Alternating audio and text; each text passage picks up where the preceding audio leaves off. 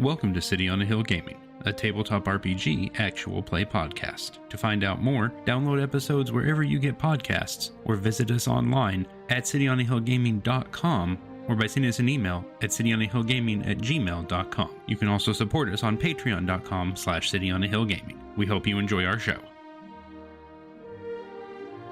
Alright, whatever you ask me, I will unleash upon you tenfold. What endearing nickname have you given me, Daniel? Skittles. Makes him seem more approachable. I have no explanation for it. First thing that popped in my head. We're going with it. Daniel missed my reference and I'm sad.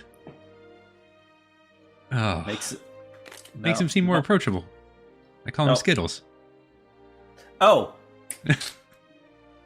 Skitherix. Yeah, makes him seem more approachable.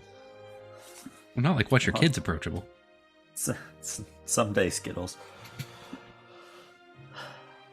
Alright. Skittles, okay. Alright, Greg, get him. Somebody put that somewhere so I don't forget to call him Skittles on occasion. Oh, I've got it jotted down on my post-it note that I'm putting into the book. Don't you worry. And Greg, for story purposes, I need Pebble to have a last name, please, so that I can call him by it when he's misbehaving. Oh, you don't know the question I'm going to ask you. Oh, good. Okay, because you're gonna get the full government name when you misbehave. I'm prepared. I love this dynamic already. Maria, how do you feel about the fact that I've decided you're my new parent? Oh no. Well, I guess I do get to use the full government name then. All right. Well, Pebble's last name is now Splittail. Let's see. Okay, let me look at my traits. Okay, this makes sense for me. I'm fine with this. Bria is going to do the right thing and try and be patient and present for Pebble because that is what is needed. But she is positive she will not be enough to do so. There, I shoved all 4 of my traits into one sentence. Realistically, she will embrace this with both halves of her tail because her tail is cut in half due to an accident in the rebellion. Cool. I like it. So far, so good. And I'm fairly certain that means Flit loves you unconditionally despite my best interest. Yep. To the contrary. Good stuff. Here for it. Greg, there are a couple other things we need to sort out here. Choose one you carry with you openly and tell the table about it. These are little trinkets, as I recall. My trinkets. I see them. They are fun. Actually, not all necessarily trinkets. So choose one you carry openly, one you carry secretly, tell the table about them. Also, choose 2 life lessons you've been taught and 2 you have rejected. Yeah, I was just like, the options of what I can carry, like, dang, those are... Some of those aren't City on a Hill friendly. No, they're not super friendly. Like, hey, I've got, a scroll I can't read, a necklace. Yeah, the one I'm going to blade that has slayed mighty spirits, possibly the one that created the world. Oh. The Ring of 99 Vengeful Demons. That's not the one I have. I have the capacity to see brief snippets of the future, which always revolve around a mysterious stranger with one white eye. Good. I like it. And that's the one you carry openly, huh? Yes. I feel like that's a different Don Bluth movie. Yes, actually, it is. Yeah. And which one do you carry secretly? I'm open about the weird person with the wide eye, but I am still secretive of the dreams about a vast and bloody war always centered around a powerful hero. Excellent. I'm pretty sure we're writing one heck of an anime. And this is all from the little happy-go-lucky penguin. Yeah. That happy-go-lucky penguin is going to have to go to therapy. Coming to you on Crunchyroll in 2025. Well, Pebble gets a therapist. Look, this is not that far off from what I'm watching with the kids right now. I was going to say, I'm pretty sure I've seen this in a description of something. We're rewatching The Vision of Escaflowne with the kids because they're not the right age. I'm so happy. I haven't seen that one. I saw the original one. Oh, it's way so back. old. It's so old and so fun. Are you watching the original one then? Oh, yes, we are. Okay, good. I watched that one as a child too. Say hi to Prince Van. Well, we will. All right. Okay. That's been on my I need to rewatch list for some time. I need We to have get not around to one it. but Kindness. 2 DVD rips, DVD copies of it. One is the OVA, I think, and one is the official DVD release. I watched it Uh, on They're doing the VHS. official one because the kids are, our youngest one is just a little too young to easily read subtitles. So, And Yeah. my 2 life lessons that I've been taught. Kindness Yes. is stronger than anything else. okay. And some of these are really dark. Again, full disclosure, I hadn't really read that much into this book. All I knew was cute art. Yep. And I yeah, could play as a penguin. That's all I Ra- knew. Ragamuffin's one of the I don't know. Seems like a little more rough and tumble kind of thing because mine is. I went, oh yay, happy little go-lucky character. Well, the nice thing is it can be that, right? It depends entirely on what you choose. Yeah, but I was kind of like, wow. But there's room for it to be something else. Yeah. I don't want to give it all happy-go-lucky stuff. It needs some of that little balancing for it. Okay. Well, are there life lessons you've rejected? Because there's 2 of those you need to Is, pick. is as it the well. same options? Yes, it is. It sure is. I have rejected them. My parents have made me who I am now. Helps out when I don't know them. Yeah, I know, right? Like, oh. All right. And I have rejected that. I don't know. I'll go back to the second one. My other one that I have chosen. Even this will end. Okay. And I have rejected that the world is bigger than you can wrap your head around. I like it. Good choices all around. And the things you can always do are get distracted, get really invested in a new interest. Stop describing me to me. I was going to say same. Blurt out a secret. Somehow manage to squeeze yourself out of trouble. Ask, do you want to hang out with me? They get a token if they say yes. And ask, do you want to see something really cool? They get a token if they say yes. So yeah, this is like perfect because I was basically just imagining ADHD the character. Yeah, again, I think you found it. You're there. All right, Daniel. All right. Bring us home. And you all enjoy my character picture? It's fantastic. Daniel, tell us about Marion. All right. So I have chosen Marion. I am a pilgrim. 2 traits I try to be are patient and healthy. 2 traits I've given up on ever being are proper and masculine. Because it's a construct, baby. All right.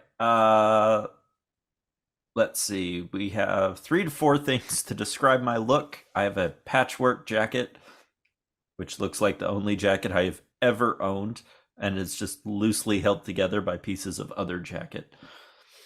I have a leather-bound book of poems and the bare minimum needed to get by. All right, very good. A spirit or omen instructed you to pack your bags and travel somewhere very far from the land you call home. Choose 2 rumors or stories you've heard about this place and one that is actually true. Okay. So, 2 stories or rumors I've heard about this farewell place. I seek where the spirits taught artists the secrets of creation. Nothing compared to the objects made there. It's a furnace or a workshop. And the other rumor or story I've heard is that the place I seek isn't the end of my journey. It's just a bridge or a port. And the story that's actually true is I seek a place at the very edge of the world and nothing lies beyond it. It's a desert or a mirror. Very good. And mirror here is one of the natures of places that we'll talk about here in a little bit. All right, very good. And what is this? Choose the sign of your faith. Tell the table why you believe it'll never lead you astray. I have a hand-carved flute that my father made when I set forth into the world. I And- have the same thing. That's That weird. is, yeah, that is not the right list, I'm afraid. Oh, well, in that case, I have an Let me- ocarina that. All right, so let me run you through your options here real quick. I need to fix that one as well. I'm making notes here. That's okay. We're keeping this loosey goosey anyway. Yeah. 250 I did not card. think to double check the drop down, so I apologize. I call it 250 card 5-color ocarina stuff. All right. So, an ancient iron necklace forged by an ancestor, anchoring you to your village and its spirits. You don't have to worry about any fairies that way. A Oh. deck of oracular cards, which has plenty of opinions on what's next in store. A brass compass gifted by the mysterious stranger with one white eye who sets you forth on this quest. A single word whispered in your ear by a luminescent elk before she fled into the night, and the only tool you have to find your way. A beautiful pink orchid, a sign of the rebellion that always blooms. A book of poetry, with passages so powerful that their very existence is a miracle. Or the ceremonial language of your distant home, every word a spoken prayer for your culture's survival. I think it's gonna have to be the book of poems, since Okay. I already selected a book of poems. Excellent. We'll go with that then, and I'll make a note here. Now the fun part. Ask one question to the left and one question to the right. Your left and right are Greg and Peter. All right, Peter, does our faith still fill your heart with hope? Yeah, I think so. I'm going to write that down exactly. All right, and Greg, what do you know about the place I seek that I haven't yet grasped? It is both not ready for you yet, and you are not ready for it yet. I love that. Excellent. Very good. So some notes here. Things that you can always do, Daniel, or Marion, I should say. Recite a small prayer. Chatter away. Shield yourself from harsh conditions. Place your fate in improbable coincidence and have it work out. Ask, do you think we'll make it? And say, lead the way. They get a token if they do. So those are our characters. Archibald, Brea, Marion, and Pebble. So delightful. Thank you, the four of you, just for jumping in on this. And that already feels fantastic. I feel like I'm loving these characters already. The final, not quite final, but the last thing we kind of need to do here is come up with our first place where we are starting. And I've got dice here because I like rolling randomly on tables.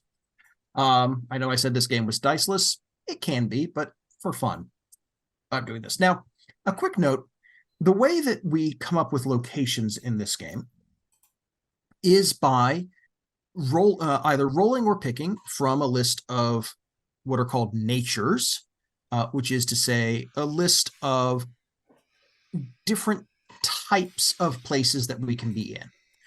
These places are inherently places where people can be or once were, every once in a while, hostile, but usually just sort of normal-ish. They always have certain traits to them, right? So, and these places can do certain things. So, for example, if we're looking at a comfortable place like a farm, the farm can always describe the calm mundanity of everyday life, reveal the thin margins people live on, or ask, hey, want to help out? Give a token if they pitch in whatever way they can. So this is, when we say the place, we mean either the place itself or the people in it. And then there are a couple of aesthetic elements and folklore that we choose about the place. And we do that for each of these. General categories, comfortable.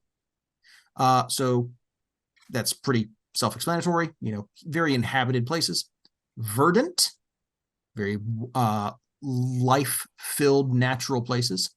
Liminal, which is to say places between in some way. So, for example, a bridge, an island, a lake, where it's in between one place and another, a road, a tavern, things like that. And we also have sprawling, which often means very large human-made places, lonely or desolate. I am going to be tending towards the first part of that list because that's more pastoral, but every once in a while, we'll slip in one of the others. Notably, when I say, hey, we're rolling up, a place like this, that doesn't have to be literal. This can be very metaphorical, right? It doesn't have to be a bridge, but it can be a place that connects two divided sides of something, or any other aspect that a bridge might have, something passing unseen underneath, or whatever you can come up with about a bridge that applies to this place. And we're going to just sort of take a moment to invent this together.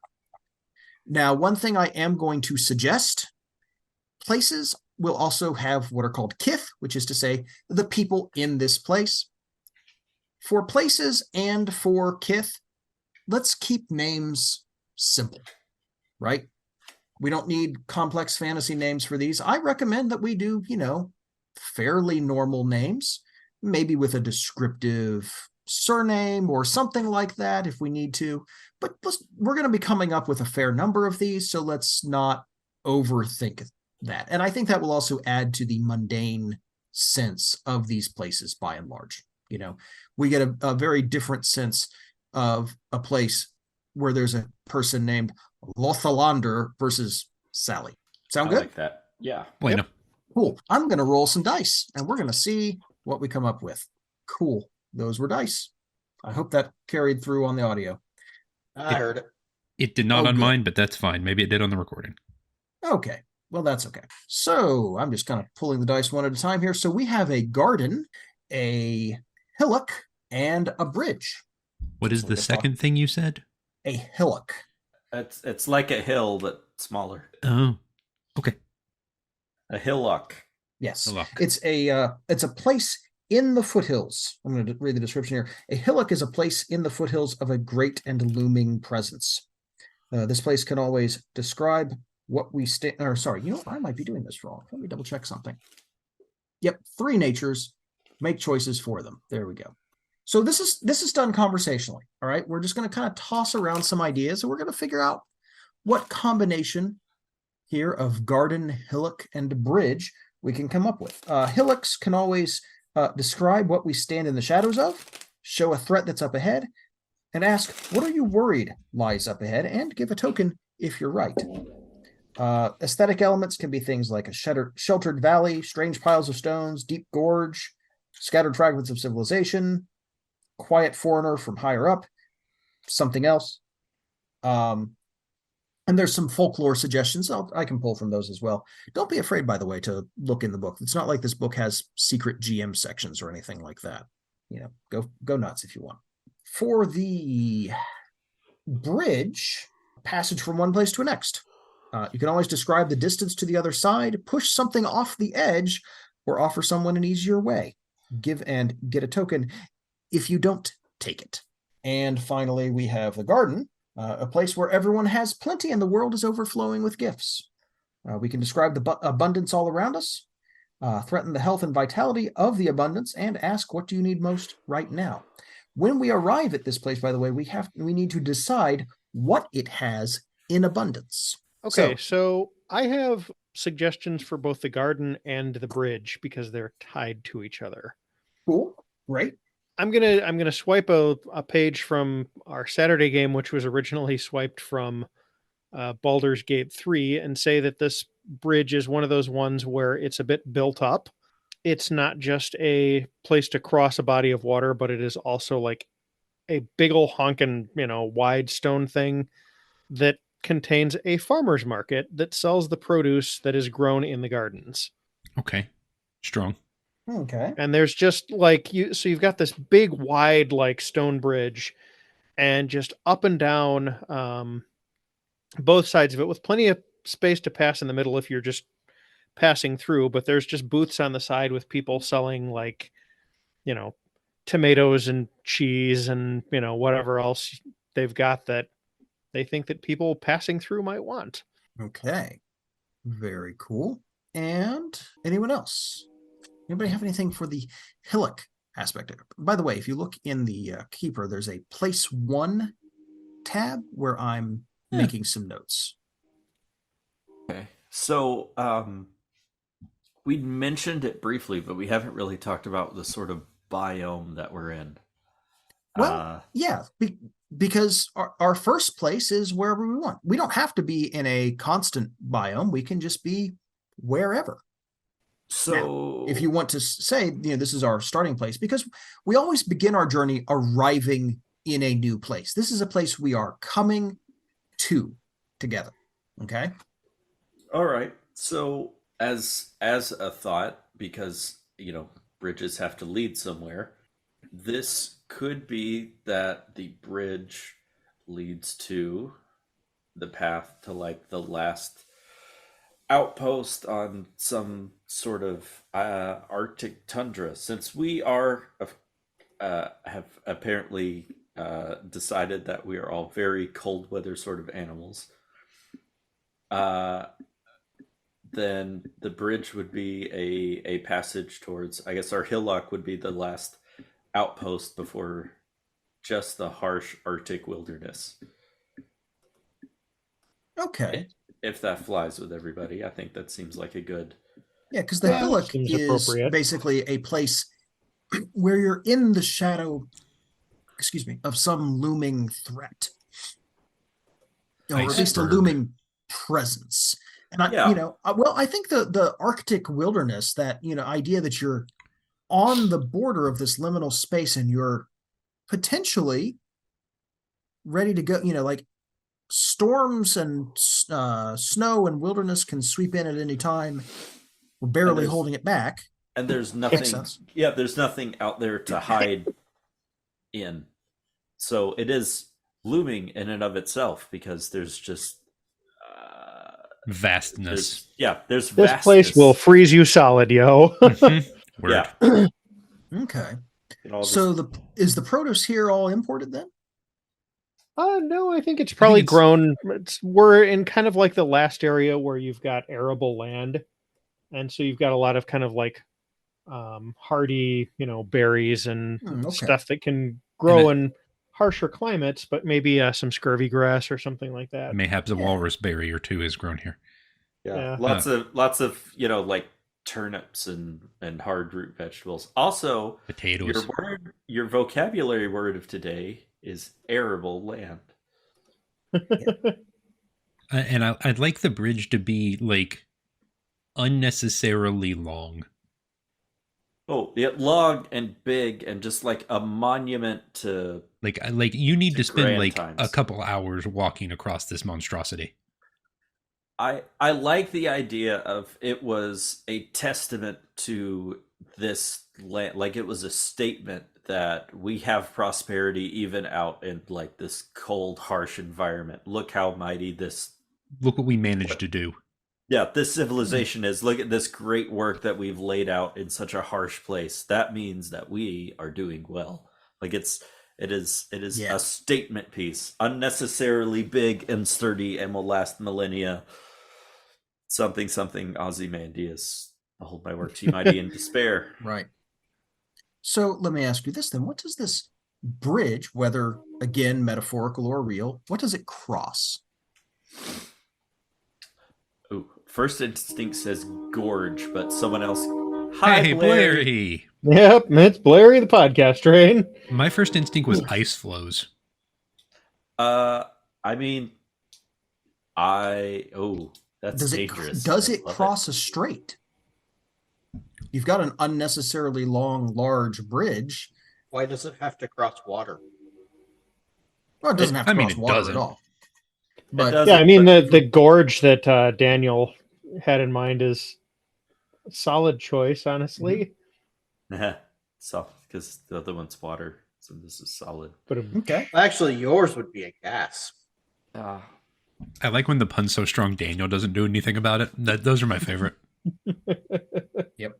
All the viewers at home couldn't see his face whenever I was saying the sad, depressing Pinkwood things. His face just dropped and it was so sad. All right. So we've got a bridge. Have we determined what it's crossing? Um. We're connecting, Oh. obviously, to some sort of outpost. Oh, can we split the difference, and instead of ice flows or a gorge, why not a glacier? Hmm. Because that gives us solid, but also ice. Glacier impassable on own must use bridge. Yeah, so we have some sort of pan-glacial bridge. All Which- right. All right. Works a lot better than a pan-glacial worm. There's your magic card reference for Yeah, today. that was There you strong. go. Good. I'm proud of you. Tread lightly. We could use it as a bridge. Cool. Okay, cool. I like this quite a lot. Does anybody have a name for this place? And remember, again, it can be simple. Yep. Steve. No. It can be, Great Glacier Bridge. It can be that simple. The Edge. Glacier Run. But what about that- Monarch? I actually like Glacier The Run. Edge seems a little too like high Too heavy. fantasy. That's Yeah, probably true. Yeah. Glacier. I'm thinking like maybe like Berryford or something like that. Oh, for the garden. Well, for Just this, I mean this like location. there's Remember, berries this- grown here and there's also a bridge. So Barry. Oh, like Barry Barry Ford. Ford. Ford. I Yeah. like it. Yeah, Yeah, I Barry go with that. Ford is great because it does have that like English village name where It you really does. Yeah. I like you that. soften the second word. So Barryford. Cool. Berryford. There we go. I like that quite a lot. All right. Now, one last task, and this is a very simple one. And this is, just to be clear, this is only so that we have a quick reference. All right. We're going to go around the table and everyone say one common type of animal folk that live in the area. This is not everyone in this place is one of these four. It just means if we're in a hurry to invent an NPC, we can quickly imagine a new person.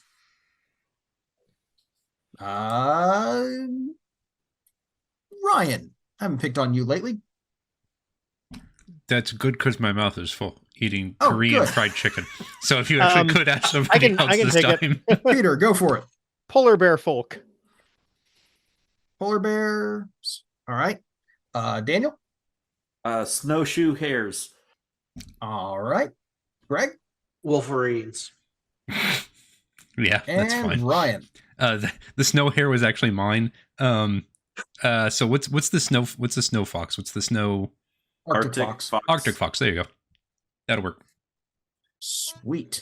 Oh, And we. I don't know if you mentioned this from the outset or not, but if so, great. Otherwise, here's a reminder that typically predatory carnivorous animals get along perfectly well with the herbivores in this setting. They're not Yes. like Oh, there's yeah, not that's like a Zootopia kind of like competition. yeah, thing. yeah. I see it kind of as like the Hello Kitty Stuart Little thing, to where Hello Kitty isn't actually a cat and Stuart Little isn't actually a mouse. Stuart Little is just a human boy who looks like a mouse, and Hello Kitty is just a little British girl named Kitty who Uh, happens to look like a cat. I I mean, yeah, if that canon works that for as you, much as you want. I That works. I was describing this to my wife, and I just said, "Wind in the Willows, the game." Yeah, that's pretty strong, actually. Frog and Toad are friends. Notice that's- Toad in my background with his little beetle carrier. Yep, Yeah. it's great. All right, so one last question. Who has spoken, and this is going to be kind of tough to tell, who's spoken the least during our process of figuring out these natures? Ryan. Okay.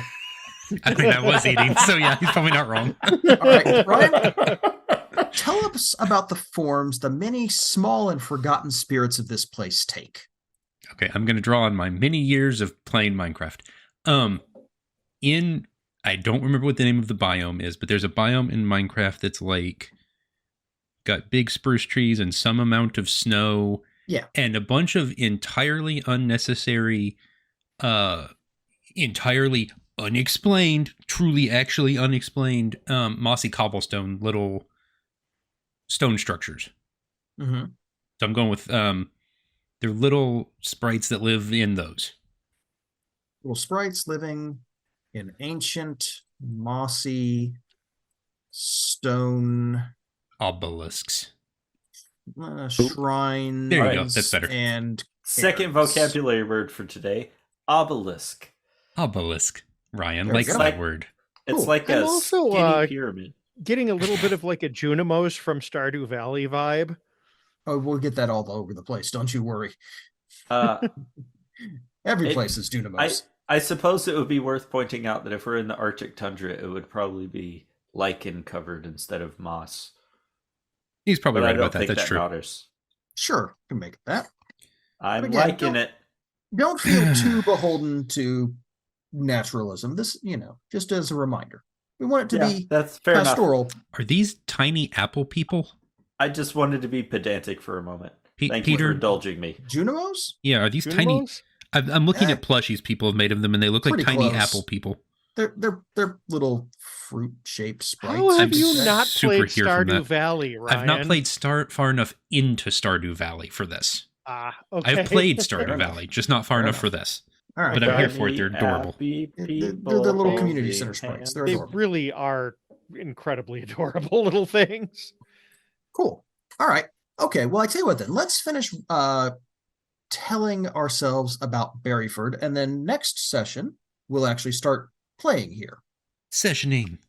And we'll get faster at this as we go. We'll just kind of zip through things.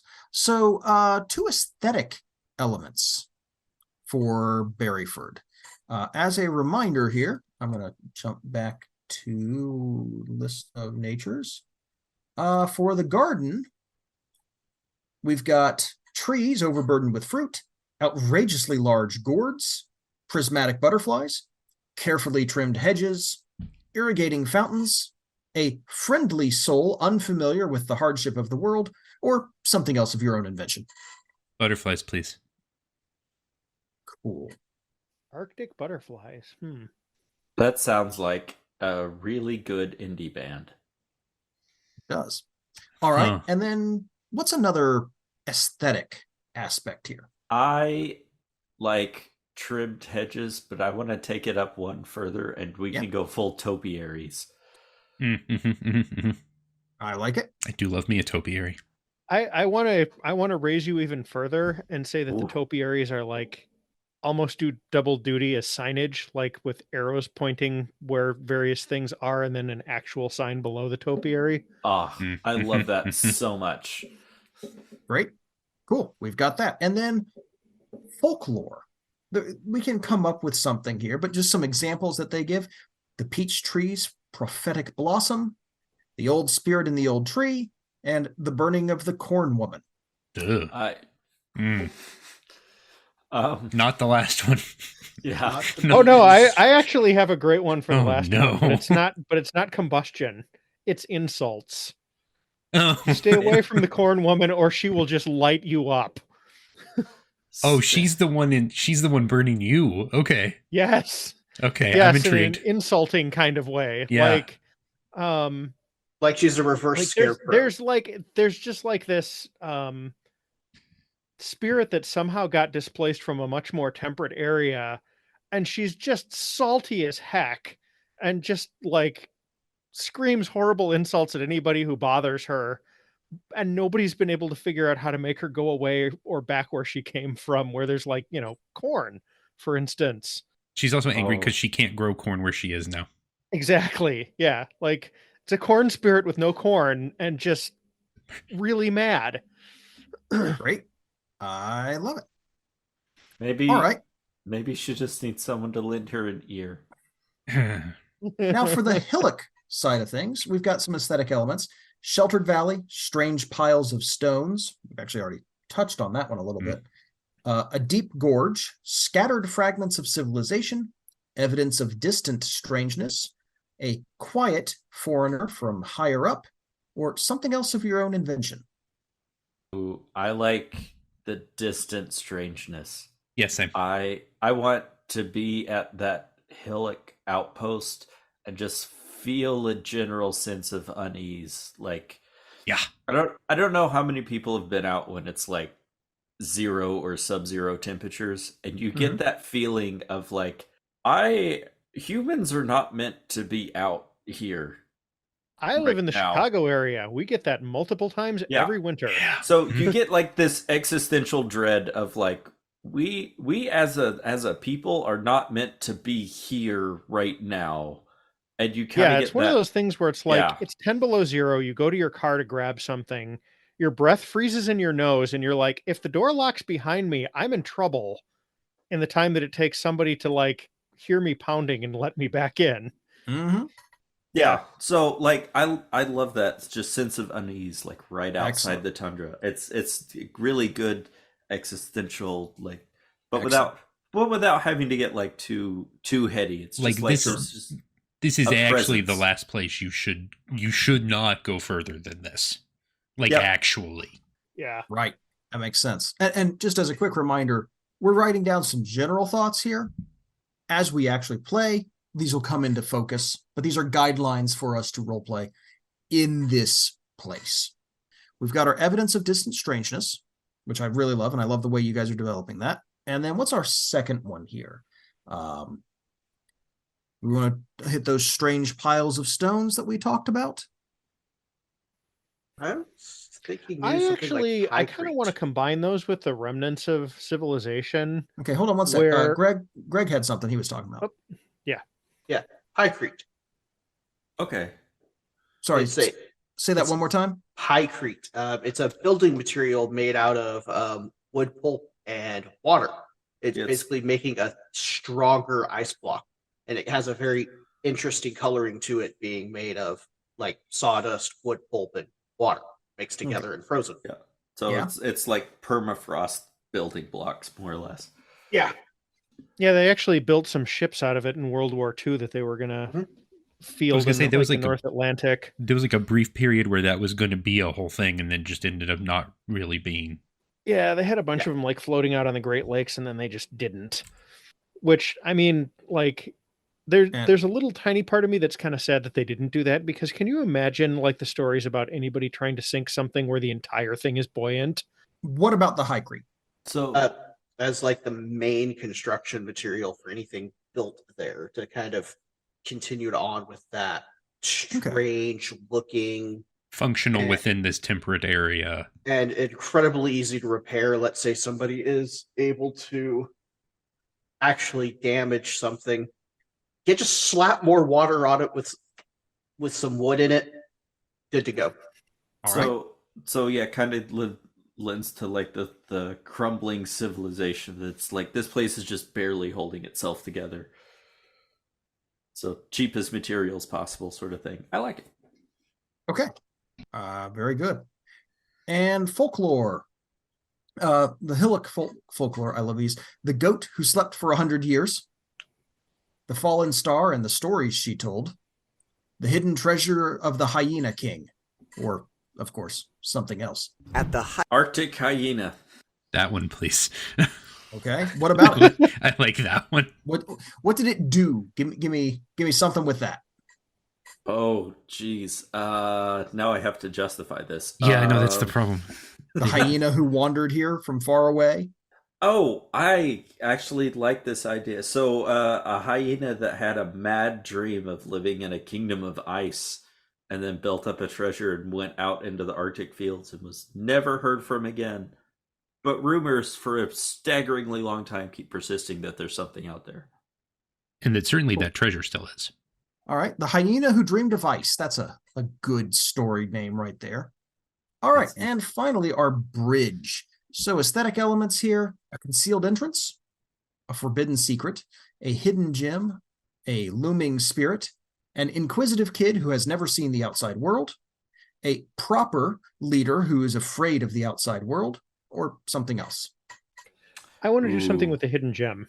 Legend has it that this bridge's keystone is a ruby the size of a basketball, but it's hidden under all the other stonework. And people will kind of try and like peer through like the gaps in the stonework to try and like catch a glimpse of it when they're over the middle part of the bridge, but it's busy and there's all kinds of dirt packed into there and you can't really see. But the rumor persists that it's like this massive, like, ruby that's super strong and holding the whole bridge up.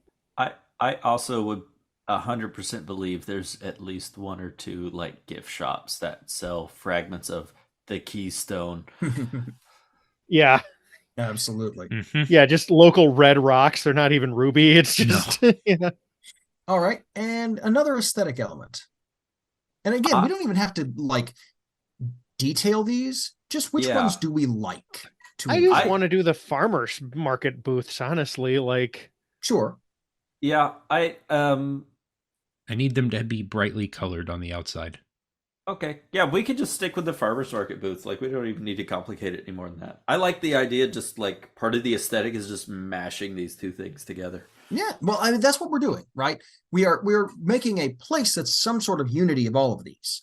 We don't have to have like these delineated traits. Yeah. These are just inspirational, right? I don't mind. There's the one about the leader who doesn't.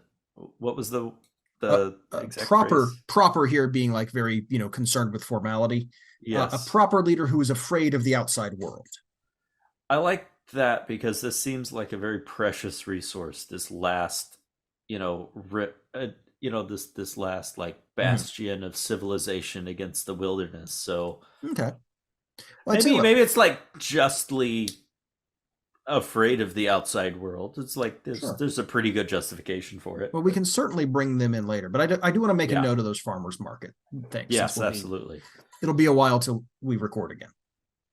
And then folklore, the bargain of the flat-faced bass demon, the path carved by the giant king, the fox and toad crossing. I like the path we because gotta I do want the it to path be. of the giant king. Yeah, I was gonna say because I wanted it to be cover a really big area. That makes a lot of sense. In fact, actually, let's say that like the civilization that originally built this thing was just called the Kingdom of the Giants or something like that, and nobody knows anything else about them.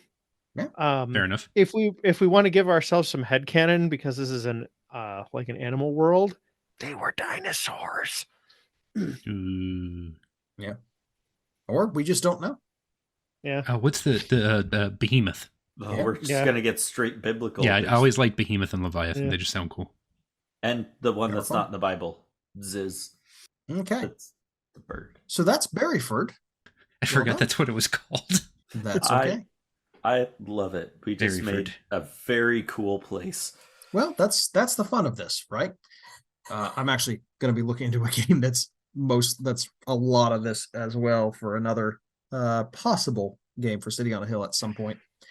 But yeah, this is I think we're all set and ready to go here. We've got our first location, our first place that we're going to go to, and we're going to pick up the story next time as your characters arrive. All right. Cool. Fantastic. So I real quick, love as we wrap things up, how are we all feeling about the game so far? I'm stoked. I'm going to go listen to Northwest Passage by Stan Rogers about 12 times. All right. That was number 5 on my all-time listen to songs for 2023. I think I just missed the top 5 with it. I'll probably listen to the Unleash the Archers version, but I've Also- twice. Real good. I'm actually not sure specifically which version it was. It's one of 6 different versions I've listened to multiple times over the past year. The system Jenny, is our previous like player who hopefully might be back someday, is probably having her Canadian heart slightly warmed hearing this. I find this somehow both heavier and lighter than I expected, and there's a lot of depth for something that doesn't even have 300 pages. Oh yeah.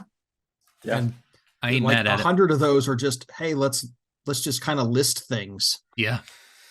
Some of that depth is your own fault. Anyway, fair.